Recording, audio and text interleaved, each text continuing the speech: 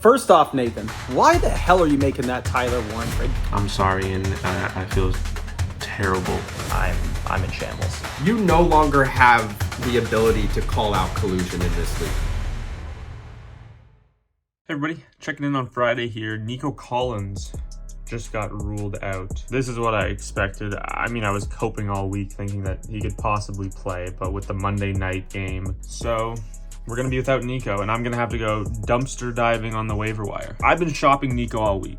So honestly, maybe it's time I get serious about moving him and try and really try and grind a deal, because I'm just really unhappy with him. It's just not good enough for my first round pick. We need to hold higher standards. I owe that to you, to all the members of the fan wagon. Like I said, I've been shopping Nico all week, and I'm gonna get serious tonight about getting a deal done. Trade completed. My first of note in the Flock League this year. I said Mason Nico Collins, who I'm absolutely done with. I'm so happy to have him off the roster. My first round pick. Is it a little hard to let go? No. We have high standards here, and Nico wasn't meeting them. So we ship him off for 2 wide receivers, T. Higgins and Stephon Diggs. And this might have been the most seamless and quickest negotiation I've ever had for a trade. Sometimes when moves like this happen where the guy accepts the first offer you make, you feel bad about it. I don't feel bad about this at all. I feel really good about it. And yeah, I'm curious to see what the rest of the league thinks. Well, I woke up this morning feeling like the Ben Affleck meme. I've never smoked a day in my life, but I might start. Before I say anything, I just want to say that I love Sammy, but I feel like you didn't represent the land community well here. Number one, this fixes every problem for Mason's team. Truthfully, every problem Mason had, it's now fixed. And the other problem that Mason had on his roster was nobody wants Stephon Diggs. Not a soul in this league wants Stephon Diggs. Anybody, you could ask anybody in this league, has Mason sent you a trade for Stephon Diggs? Yes. Did you have any interest in it? No. Okay, so it fixes a problem for Mason, but in my humble opinion, this now creates a problem for Sammy. No, it doesn't create a problem for him this week, right? It's a 1-week fix in my mind. But next week, if you look at his bench, he's got plenty of difficult decisions to make each and every week. Now that he's turned one player we all want to start into 2 players we could start depending on the matchup, I just think it's a 1-week fix. It's against me. Maybe I'm biased, but I think this is going to create a problem for him long term rather than fix a problem. Also, I want to address Mason Dodd real quickly here. You no longer have the ability to call out collusion in this league. You can no longer go to the domain boys and be like, oh, well, Avery won the championship because of collusion. Your own employee? You did this to your own employee? I don't care what any trade calculator has to say about this, by the way. I'm very anti-AI. I'm anti the robots. And of all the people that Sammy could have sent Nico Collins to, of all the people in this league he could have sent Nico Collins, Mason? You sent him to Mason? Are the weekly videos of this man doing the most simple tasks and saying he's the best in the world at it? I mean, this man can make pancakes and be like, these are the best pancakes. Your pancakes aren't as good as mine. I mean, you want to listen to that gloating? That's what you're helping Mason do, man. All right, let me give you a little insight on how this trade went down. I'm sitting there on USPS.com and making labels, shipping FlockFantasy.com hats to the true fans. And what did I get? I got a little weird Discord notification. And Sammy messages me and goes, hey, what do you think about this?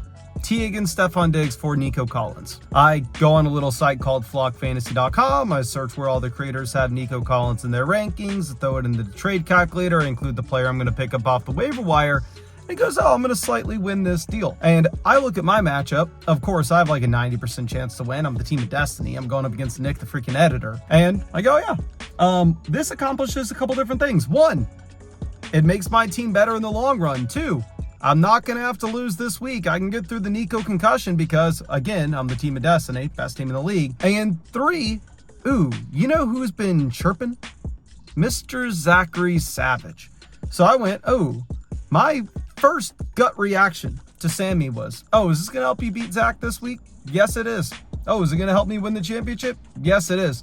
Sounds like a win-win to me. And let me correct the record here from Mr. Zachary Savage. 1, Sammy is not my employee. And if anybody from the IRS is watching this, I truly mean when I say that Sammy is an independent contractor. He has still never had a real job. The second thing that I need to reference is, oh, you think this makes my team a juggernaut? I'm going to win the league now and this is collusion?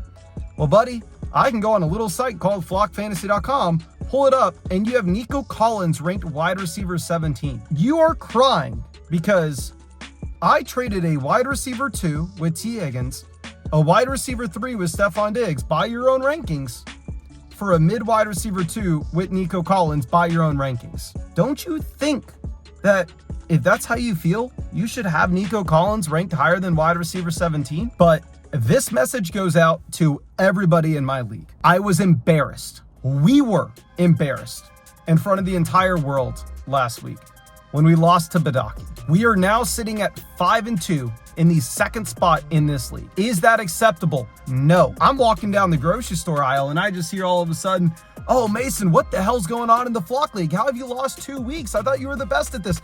And I have to say I am the best at this. But my players, they don't listen. And I have to punish that.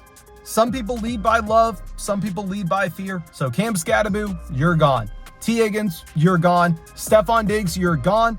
Rome Odunze and Nico Collins, I hope you can live up to the expectations. Well, I think we can all agree that Mason Dodd has a very bright mind. Why don't we dive into that bright mind? This is how the Mason Dodd clips work as a tree. Should I include context? Well, hold on. Before I record a clip, does it benefit me to include any context? Yes? Well, then let's definitely include. No? Well, then let's definitely not include that context. You know what's the funniest part about Mason sending this clip?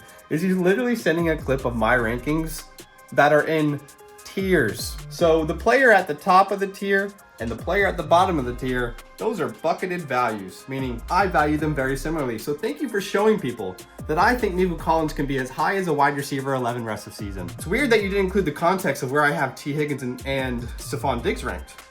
But if we want to go to the Flock Fantasy website, let's see, where does Mason Dodd have Nico Collins ranked? Is that wide receiver 14? Surely T. Higgins and Stephon Diggs can't be too far down. Okay, hold on, let's see. One tier, no, I don't see these names. Okay, the second tier, right? No, we don't see. 3 tiers down at the bottom of the tier. And honestly, like, I understand why Mason is trying to come on and defend this. I've been in this position plenty of times where you make a trade where you so obviously win, and then you're like, how do I approach the chat after this? So I get why he's doing what he's doing, but to do it to the man that you employ, the man that there's money in his bank account because he's working for you. I mean, Sammy is working for Mason, but Mason's working Sammy. That's a damn shame. You know, some people call us fantasy football experts. Some people call us, you know, professionals at our trade.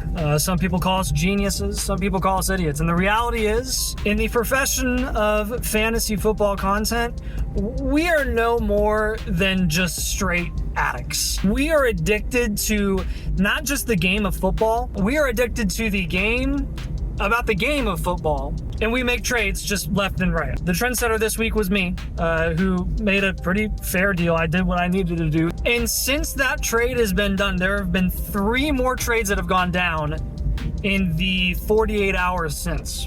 Based on the addicts in this league, this Nico Collins trade will not be the last one of the week. Sammy, you could have done better for you. So nobody in the Flock League likes the trade for me. Genuinely, not a single person thinks that I made out well here. Zach and Nathan were particularly vocal about their disdain for this. And now, while I think it's fine to think that I came out on the wrong side of this, the fact that it's Mason makes it worse for them, is what I'm feeling. The fact that Mason is so insufferable, it just multiplies their disdain for the trade exponentially. All this tells me is that these are a bunch of guys who haven't had to deal with Nico Collins. I'll have Nick flash up the stats from flockfantasy.com of these 3 guys so far this season. I just want to get off of this offense. I'd rather watch Joe Flacco and Drake May every week. And if everybody in the Flock League hates the deal, honestly, I might be happier with it now, because I recall a certain Nico Collins trade at the beginning of last year, also involving Mason Dodd, where everybody thought that Mason won it, that Mason fleeced Danny. And how did that turn out? Also, the opinions that I actually care about are you guys. And what I heard from y'all in the comments on my channel is that you love the deal for me. So I'm really happy with this. I'm excited to have both of these guys, T. Higgins and Stephon Diggs, in my lineup this week. Hopefully they can carry me to a victory over Mr. Zach Savage. Revenge for him hating on my trade. You were the chosen one! It was said that you would destroy the Sith, not join them! Sunday morning. The Drake London is out notification hits. It's all coming up Sammy. Oh man, I love waking up early for this stuff, man. I just love fantasy football. Bright and early, 4 a.m. I can't wait to watch Jaden Daniels and Bucky Irving and Drake London and all these guys in my line. No, wait a second. No, so wait, Zach, you traded Puka Nacua 2 weeks ago because he was injured and you needed players to play. And Jaden Daniels, you had 2 quarters of him. Drake London had a shitty game and now he's out. Bucky's still dead. Fantasy football is fun, right, guys? Right, guys? We're doing this because it's fun. We're all having fun, right? Try to get a deal done before the kickoff. A lot of terrorist offers. People are offering me Marvin Mims for Trey Benson. The other people I will protect because their offers were terrible. But our lineup, I mean, there's not a single player you can point to that you're confident in this week. So fantasy football, it's fun, right, guys? Devon Achan continues to carry the shit out of the fan wagon. He is my only good player. Oh, welcome to the club, Scataboo! T. Higgins, 50-some yard touchdown. Nico Collins, who? Oh my God, I cannot believe Jaden Higgins in the end zone. Maybe we never needed Drake London anyway. Maybe we just needed the Nico Collins injury. Maybe that's all this team needed. And just like that, my season is officially over. Lost my running back too. Absolutely awful. For Cam Scataboo. A lot of other teams in this league in shambles right now, and I cannot escape the injury bug either. Cam Scataboo just went down basically with a season-ending injury, and what's crazy is that I'm playing him against Nathan. My season's already over, and I'm a Giants fan. I would have rather have Cam not break his ankle and me lose another fantasy week, because why doesn't matter to me. I'm 1-6. I love my team so much more rather than my fantasy team at this moment specifically, of course. But I'm sorry, Nathan. I'm sorry, and I feel terrible. Man, just an absolute awful injury for Cam Scataboo. I don't want to overreact or anything, but it feels like injuries are worse this year than they've ever been. It feels like we're in a Madden simulation and someone turned the injury slider all the way up to 100. And for Cam Scataboo, man, that's a terrible injury. It brings me no joy. Legitimately no joy to bring this up. But why did I trade away Cam Scataboo earlier in the week? Oh, Nick, can you please rewind? All right, well, that was very embarrassing. Okay. But Nick, anyway, can you please rewind to what we said? Wanted to offload risk. In my mind, I'm taking a lot of risk off the table, right? With Scat, he's a torpedo.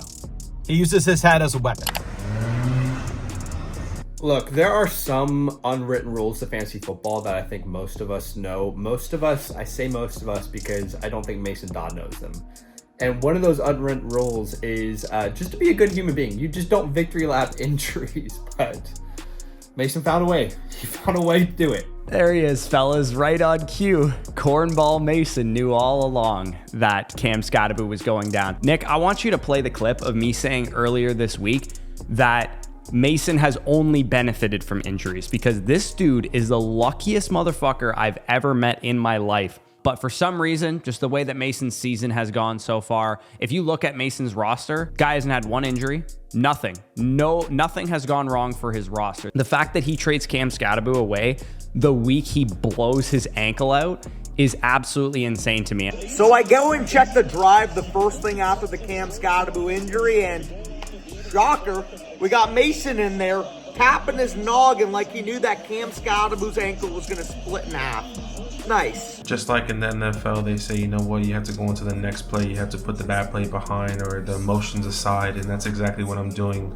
Even though I don't have Cam Scatterblue, I'm putting that emotions to the side and saying, you know what, on to the next thing. And the next thing was Chase Brown downtown scoring a touchdown, which is great, which gives me a chance. Now, no Cam Scatterblue for Nathan, that is going to hurt him. Not only in this game, but for the long haul. But I'm not going to victory lap. Why? Because I've done that early in this season in the first couple weeks, and it bit me in the butt. So I'm going to stay level-headed and just hope for the best moving forward. And I'm about to get absolutely cooked by Badake. Not about. I am just getting cooked. See you all next year when I am sitting in Denny's for 24 hours because I can't eat pancakes. Shakira, do do do do do do do do. So you're telling me there's a chance? I gotta say, I hope that Khalil Shakir scores 20 more touchdowns this year, just so we can keep seeing Badake do his little dance. I love it. Stephon Diggs, welcome to the fan wagon. We are so happy to have you. Bro, I'm sitting here and I'm watching Isaiah Davis rip off a 50-yard run. Isaiah Davis, for the Devs, has triple the amount of fantasy points of my first-round pick, Bijan Robinson, right now. What the hell is going on? Non-stop man coverage, which they don't normally do. Today, they haven't blitzed nearly as much, and they played way more zones. You've got to be kidding me. I traded away Quinshon Judkins. I feel like a piece of crap for trading away Quinshon. And now Quinshon Judkins is questionable to return with a shoulder injury. No one in this league can win. No one in this league can win. It's just unbelievable. And just to add insult to injury, fellas, now Quinshon Judkins is questionable to return. Let's do a little riddle here. There was 3 players traded. Rome Odunze, Cam Scatterblue, Quinshon Judkins. Can you guess which one Mason ended up with? Yeah, the one that's not injured of the other 3. Very fun fantasy football experience for everybody involved. Rest up, Quinshon. We'll see you in Valhalla. You know, I hate to be that guy to, bring up an injury to a player that's not on my team. But, I tried to tell you that Saquon was going to pull his hamstring and... Mason, you suck! This is what you've been doing all year, dude. It was only a matter of time. It was only a freaking matter of time. All right, early window has concluded, and we have a little lead on Zach, almost 20 points. I have J.K. Dobbins in the late window. He has Jake Ferguson, Alvin Kamara, Brandon Aubrey, and the Colts defense. So this window's big for us. Hopefully a big game from Dobbins against that awful Cowboys run D. And then Zach has Bill Krosky-Merritt on Monday night. So I'm feeling like I need at least a 8 to 10 point lead going into Monday to feel comfortable. Bo Picks! Bo Picks! Bo Picks! Oh my God, dude. I had to win this week. Like, I absolutely had to. No JSN, no AJ Brown, no Jahmyr Gibbs. And I'm still projected to win, but dude, just once I would like a Monday Night Football game where I don't have to sweat something out. And it appears we're headed for that. I'm wearing the Igbuka jersey because I need to summon my rookie to get me a little bit of a lead here. The Devs are within striking distance. They got Romeo Dobbs, Cortland Sutton. My only real hope here is that Igbuka and Chase McLaughlin can give me some breathing room, because I would really, really like to not have to sit and clench my ass shut all of Monday Night Football, hoping that Travis Kelce doesn't get 11 points or something. What would be great is if I have a 35-point lead or something. But yeah, the Devs, shout out to you guys, man. Isaiah Davis, what a call. Great starts all around for them. And I am just on the shit end of the stick right now. The best player in fantasy football, Jonathan Taylor, when I needed him most, another touchdown. And for the people who say, oh, Sal's always out doing stuff. Oh my God, I can't believe he's the one person in the fantasy football industry who has a social life outside of work. He doesn't watch the games. What's that? A quad box on a Sunday? Must be a mistake. Broncos are at the goal line. This has to be J.K. Dobbins. Come on, J.K. Give it to him. Go. No. Come on, J.K. Give it to him. Go. Get in the end zone. Push him. Push him. He's in. He's in. Let's go. They're ruling him short. They're actually saying he's short. They're saying forward progress. Oh my God, dude. Oh my God. 2 Harvey touchdowns. But there's nothing like Troy Franklin turning into Jamar Chase and dropping 20 plus on your head. It's nothing like it. It's a really good feeling. Real nice feeling to see Chase Brown turn into freaking Derrick Henry. A blast watching James Cook just look like LT. All at the same time. All in the same week. Been a, great, phenomenal year. So done with this league. Now I'm going to be honest. McCaffrey got less than 25 points for the first time this year. He didn't even get 10 points. I was sweating a little bit. Then Jonathan Taylor had his first touchdown. Looked like we were going to have a 50-50 close end to these 4 o'clock games. We have nobody on Sunday and Monday night until Jonathan Taylor said, let me just end this game for you, Sal, with an 80-yard touchdown run. Just like that, 14 fantasy points. I absolutely now have the victory over Thomas. We're moving to 7-1. We're hoping to potentially take a 2 or 3 game lead over most of the other players in this league. But the thing that I want to talk about is, we're getting to the point now, we're more than halfway through the season once next week kicks off, where we have to start looking at how many games until you clinch the playoffs in the Flock League. If I indeed, which I will, move to 7-1, I'll be 3 games up on a playoff spot. 3 games up with a points tiebreaker is basically 4 games up for the most part, 3.5, whatever you want to call it. Now it's all about clinching that playoff spot and then securing one of these top 2 buys with another win this week, only going to help that goal. Oh, hey, me again. The kicker of my fantasy team has 3 50-plus yard field goals. God bless kickers. It was the 4th quarter of the Colts game. I was already highly likely to win this matchup against Thomas. We're talking 98, 99%. And I see Jonathan Taylor is still in the game. And I'm like, yo, get this guy out of the game. The last thing I need is an injury when it doesn't matter. You're up 24 points in the 4th quarter. What do? At first, it looks like a run, but it's a pooch pass. 20-yard touchdown for Jonathan Taylor.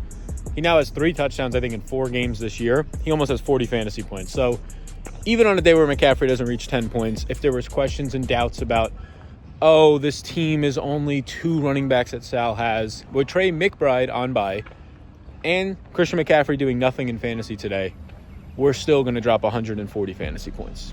Ladies and gentlemen, for the first time this year, yours truly, for the first time can say, I have secured a W before Sunday night and Monday night football, because it doesn't matter what happens moving on. There is a comfortable enough lead for me to say, I have gone 2-0 in the past 2 weeks, and something special is happening. Hope is coming back. She's a beautiful, sexy, curvaceous, gorgeous girl, and she comes back every single week. Woo! Let's go! Afternoon games are over, and I'm just, weekly Sunday ritual, watching my favorite YouTuber. And honestly, those late games went about as good as they possibly could. Jake Ferguson, goose egg. Alvin Kamara, Brandon Aubrey, Colts defense combine for less than 20, less than 15. Now puts us in a situation where if Bill Krosky-Merritt doesn't score, I think it is 11.8 points, we win this week. So I don't know how much you guys know about Zach, but there's nothing Zach loves more than a Monday night sweat. Well, we were having one of our better starts to fantasy football this entire year in the first slate. Before the second slate began, we had a 90% chance or something to win. It was very high, and it made sense logically, right? Then in the second slate, we had Alvin Kamara, Jake Ferguson, Brandon Aubrey, and the Colts defense. And those 4 combined for less than 20 points. Now I gotta rely on Ja'Cory Krosky-Merritt getting 12 points on Monday Night Football against the Kansas City Chiefs defense. I feel like I'm almost guaranteed to lose. Okay, you haven't really heard from me all day because my matchup has been on lockdown mode. I thought I was winning this by a mile. We were projected to score the most points in the league. Tell me why we are almost halfway through with Monday Night Football. Josh Jacobs, DK Metcalf have done nothing, and it looks like I have a chance to choke this away. I swear, y'all thought I made crazy trades last week. Just wait, Metcalf. Just wait, Jacobs. If you don't get your ass out there in the second half and start putting up points, we're going to have a problem. Oh my God, look at this man rumble. What are we doing? 33 points from a tight end again. Why do I have to have these generational games from these players when they play my squad? I literally just wanted an easy win. Can't happen. Can't happen. 33 points from Tucker Kraft. One of us. One of us. One of us. One of us. So I made the trade with Nathan. We had been talking about a Benson trade for a while. I think the Scottaboo injury just crushed his soul, understandably so, honestly. We've both been through a ton of injuries. Honestly, I think this trade, I'm really happy with the way this trade makes my team look. If my entire team was healthy, this team would be a legit force to be reckoned with.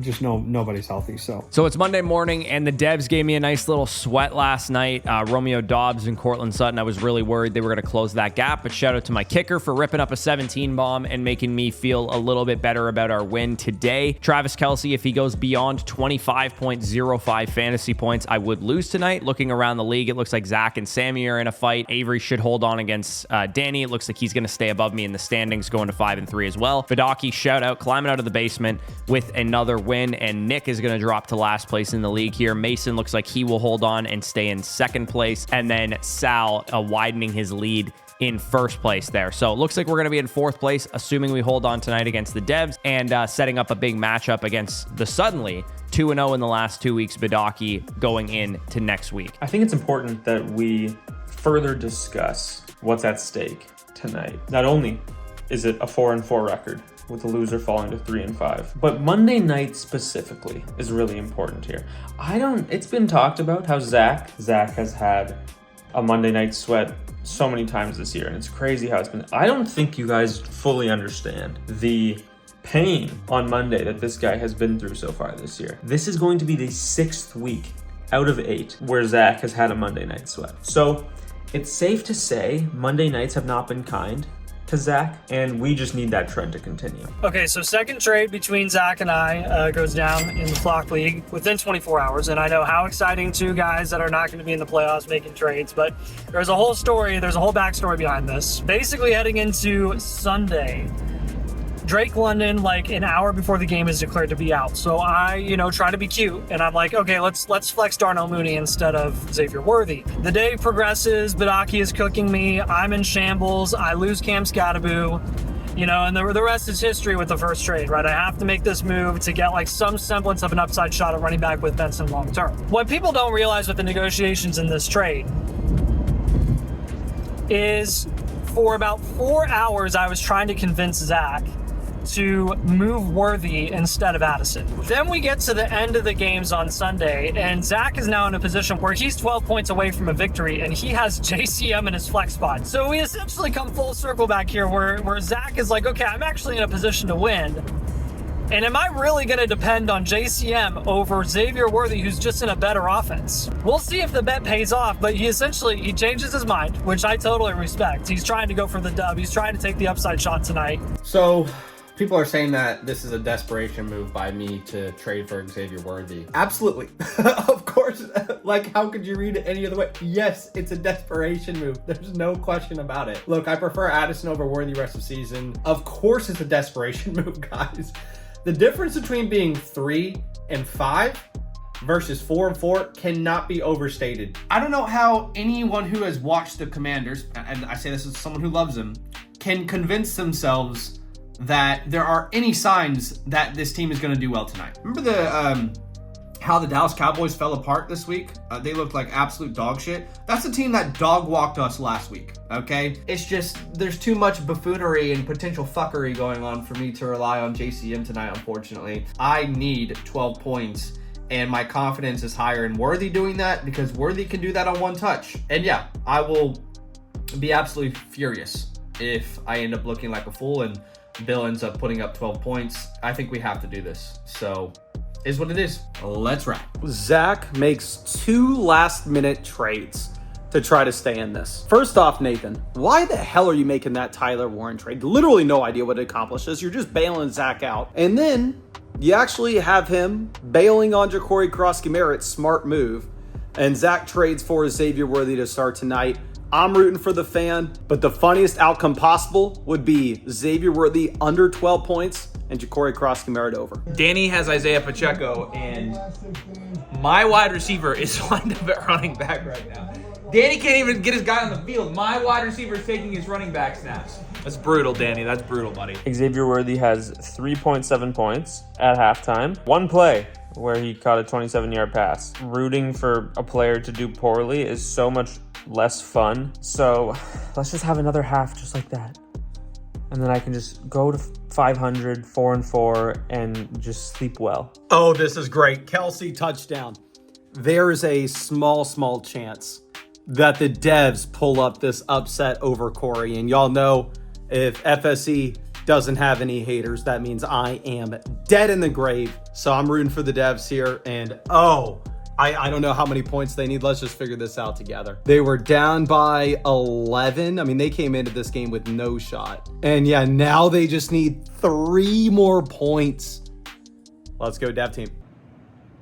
Travis Kelce fucked me for 17 straight weeks last year because I drafted this guy in the 3rd round.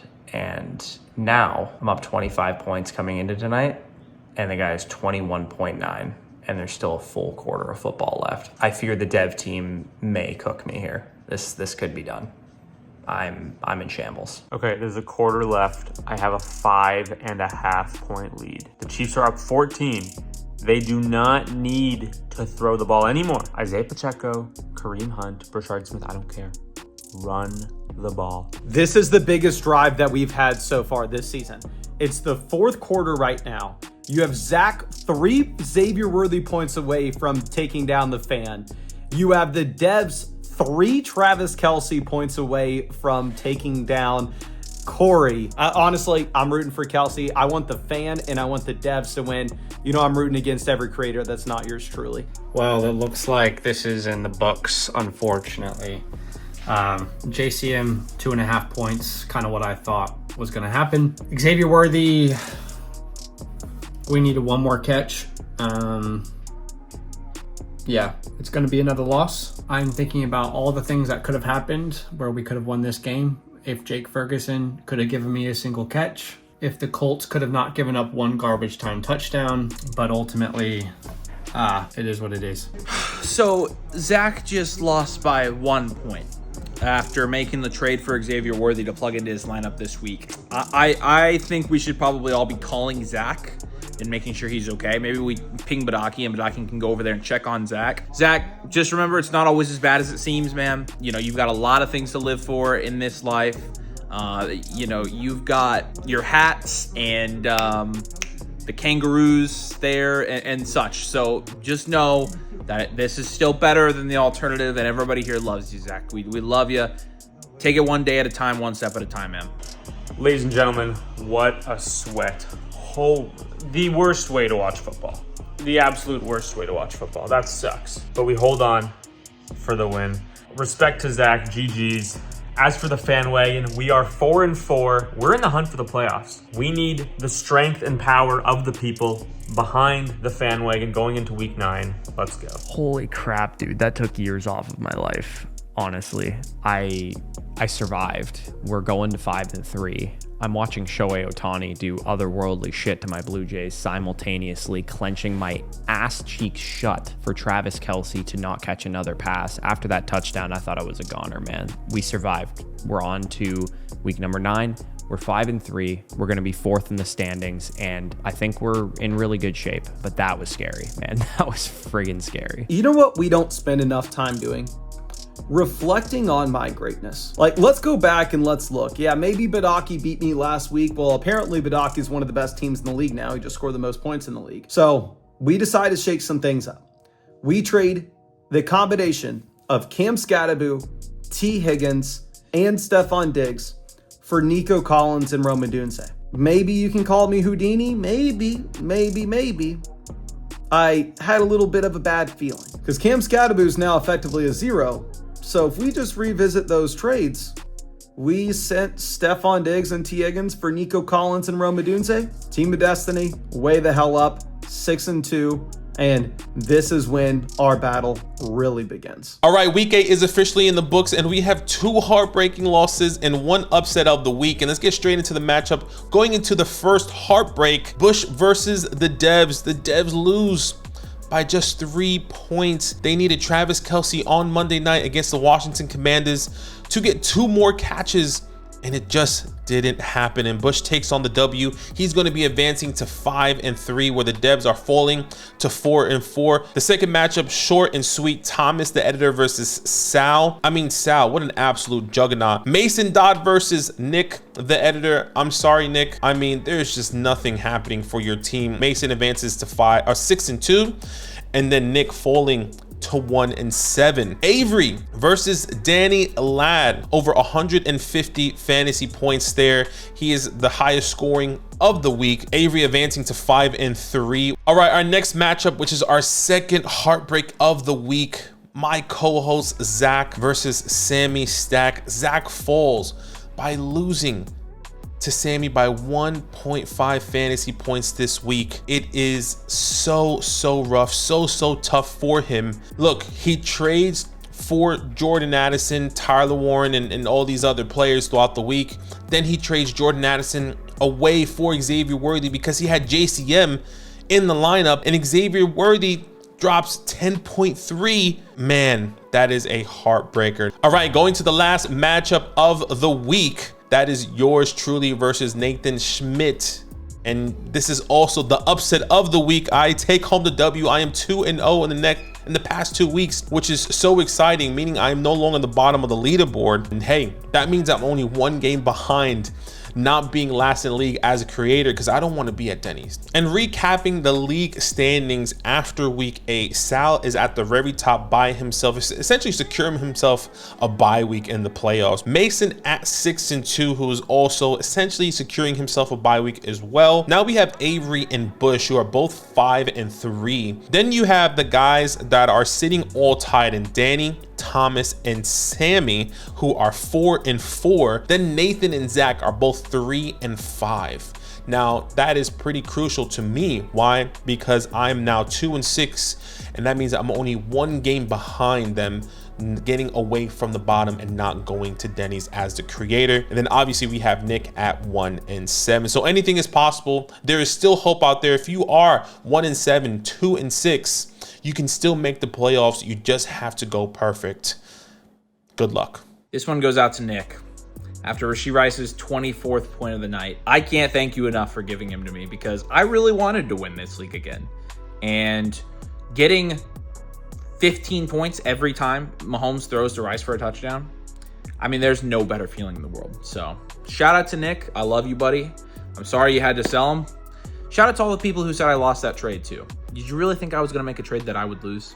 While like half the league had a sweat on Monday Night Football, came down to the final drive, the final pass, Travis Kelce, Xavier Worthy, will they get it? Neither of them did. I'm sitting there thinking, I don't care about any of this. I'm just still wondering how Nick, the editor, gave away Rashee Rice as he's scoring his 3rd touchdown in 2 weeks. He gets tackled at the 1, almost has a 4th touchdown in 2 weeks, 90 receiving yards, whatever it is at this point. He gives Rashee Rice and Javonte Williams, the 2 best players on his team at that point in time, gifts them to Avery for like Quentin Johnston.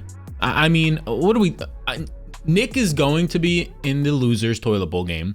He's going to lose because his team is atrocious. Again, he traded his 2 best players away for Quentin Johnston. And he's going to be at the Waffle House Challenge in Austin, Texas. And as somebody who's trying to compete and win this league, when I see Avery with a juggernaut team right now, with Rashee Rice only trending up by the week, I'm looking at this like, I cannot wait for Nick to be at that Waffle House, having to do the challenge there all day. Who knows, 12, 16 plus hours.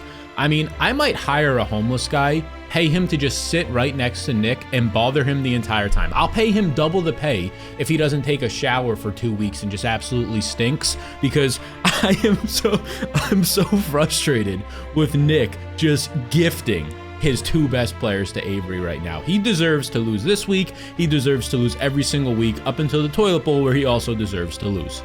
He gets a block for Douglas down the field, caught 5, touchdown. Johnston in the field for the 6th. Get over. He does.